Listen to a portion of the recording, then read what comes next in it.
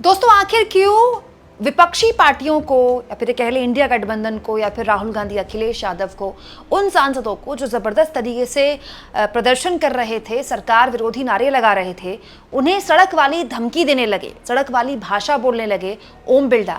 आज संसद में ऐसा क्या हुआ कि ओम बिरला ने एक बार फिर से विपक्षी सांसदों को चेतावनी दी है। दोस्तों ये चेतावनी सुनकर मुझे पिछली लोकसभा याद आ गई, कैसे बड़े स्तर पर, बहुत रिकॉर्ड स्तर पर लोकसभा से और राज्यसभा से विपक्षी सांसदों को निलंबित किया गया था पूरे के पूरे सत्र के लिए। दोस्तों उस वक्त भी ओम बिरला पर और दोस्तों राज्यसभा में जगदीप धनखड़ पर विपक्ष ने बहुत सवाल खड़े किए थे कि सवाल पूछने पर विपक्षी सांसदों को बाहर कैसे किया जा सकता है। आज एक बार फिर से वो वार्निंग तो नहीं दी, लेकिन वार्निंग जरूर दी, एक तरह से चेतावनी दी ओम बिरला ने, वो भी सड़क वाली चेतावनी। आखिर ऐसा क्या हुआ कि ओम बिरला ने सड़क वाली भाषा बोलनी शुरू कर दी, सड़क जैसा शब्द इस्तेमाल किया इंडिया गठबंधन के लिए, ये मैं बताऊंगी आपको। लेकिन उससे पहले आपको समझना होगा कि पूरा माजरा क्या है। हुआ क्या दोस्तों कि आज भी संसद में जबरदस्त तरीके से हंगामा किया विपक्षी पार्टियों ने। मात्र 8 मिनट के अंदर, अगर आप चाहें तो मेरा ये वीडियो देख सकते हैं, मात्र 8 मिनट के अंदर ओम बिरला को संसद की कार्यवाही को स्थगित करना पड़ा। और हालत ये हो गई कि जो हंगामा था वो केवल संसद के अंदर नहीं, संसद के बाहर भी था। दोस्तों ये वीडियो देखिए जहां पर इंडिया गठबंधन के तमाम सांसदों ने, अलग अलग दलों के सांसदों ने विरोध प्रदर्शन किया, और ये विरोध बिहार में हो रहे चुनाव आयोग के SIR के खिलाफ था। और इसमें उन्होंने चुनाव आयोग और सरकार की मिलीभगत का आरोप लगाया था और कहा था कि सरकार इस मुद्दे पर बहस कराए, सरकार इस मुद्दे पर बहस कब कराएगी। दोस्तों इसके बाद संसद का सत्र शुरू हुआ, 11 बजे कामकाज शुरू हुआ। ओम बिरला जैसे ही आए, हंगामा एक बार फिर से जबरदस्त तरीके से शुरू हो गया। देखिए ओम बिरला का आना, उसके बाद हंगामा होना, और जब हंगामा और ज्यादा होने लगा तो ओम बिरला भड़क गए और उन्होंने विपक्षी दलों से कहा कि आप जो व्यवहार कर रहे हैं संसद के अंदर वो वैसा है जैसे लोग सड़क पर करते हैं। क्योंकि विपक्षी दल आज न केवल हाथों में पैम्पलेट्स और पोस्टर्स लेके आए थे, बल्कि काले कपड़े पहनकर भी आए थे। और विपक्षी दलों ने काले कपड़ों का ऐसे मतलब हाथ में लेकर ऐसा उसका प्रदर्शन किया। दोस्तों काले कपड़ों का प्रदर्शन के जरिए एक तरह का एक प्रोटेस्ट होता है।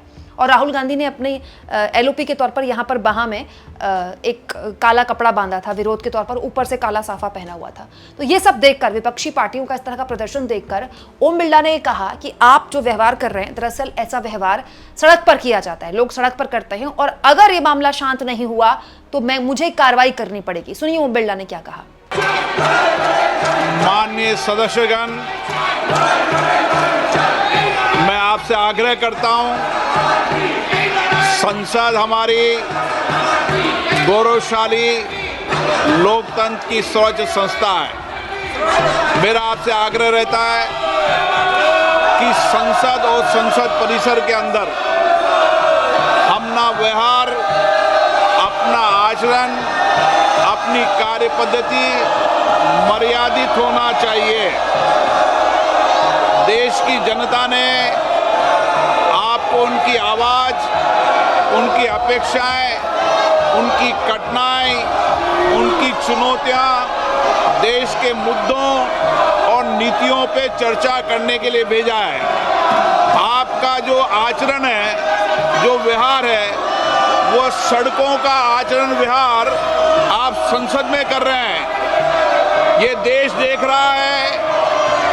आप जिस राजनीतिक दल के लोग हैं, मैं उन नेताओं से भी कहना चाहता हूं कि देश आपके सदस्यों के आचरण व्यवहार को देख रहा है, उनकी कार्य पद्धति, उनके व्यवहार को देख रहा है। मैं पुनः कहना चाहता हूं, सदन में तख्तियां लेकर आने वालों पर मुझे निर्णायक कार्रवाई करनी पड़ेगी। हालांकि दोस्तों ओम बिरला की इस वार्निंग के बाद भी विपक्ष किसी भी हाल में शांत नहीं हुआ और उसके बाद भी प्रदर्शन लगातार जारी रहा।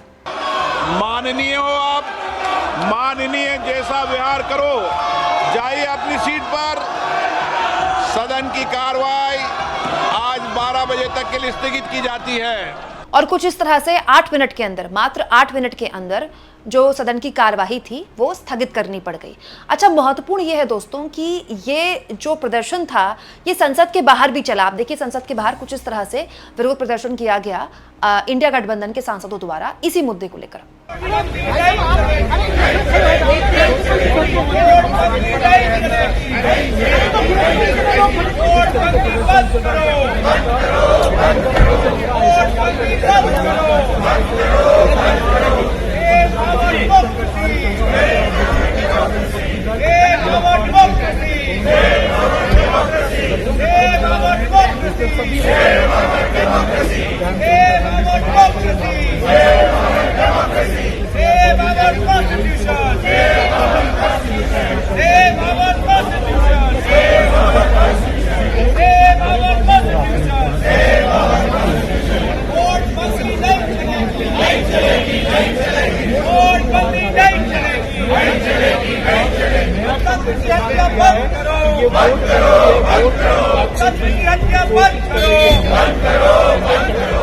यानी बात साफ है दोस्तों कि इंडिया गठबंधन बिहार में हो रहे चुनाव आयोग द्वारा एसआईआर को लेकर बिल्कुल एकजुट है, लेकिन जाहिर तौर पर ये एकजुटता सरकार को तो अच्छी नहीं लगेगी।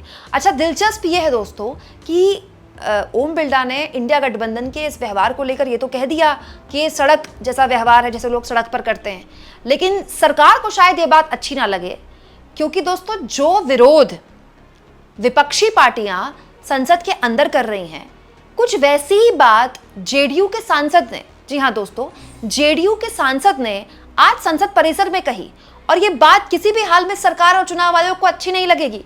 जेडीयू के सांसद गिरधारी यादव ने कहा, चुनाव आयोग को व्यवहारिक ज्ञान नहीं, उसे ना तो बिहार का इतिहास पता है और ना ही भूगोल। मुझे सारे दस्तावेज इकट्ठा करने में 10 दिन लग गए। मेरा बेटा अमेरिका में रहता है, वो सिर्फ 1 महीने में दस्तखत कैसे कर देगा? ये एसआईआर हम पर जबरदस्ती थोपा गया है, इसके लिए कम से कम 6 महीने का समय चाहिए था। मैं अपनी निजी राय दे रहा हूँ, पार्टी क्या कह रही है इससे कोई फर्क नहीं पड़ता, यही सच है। अगर मैं सच नहीं बोल सकता तो सांसद क्यों बना हूँ?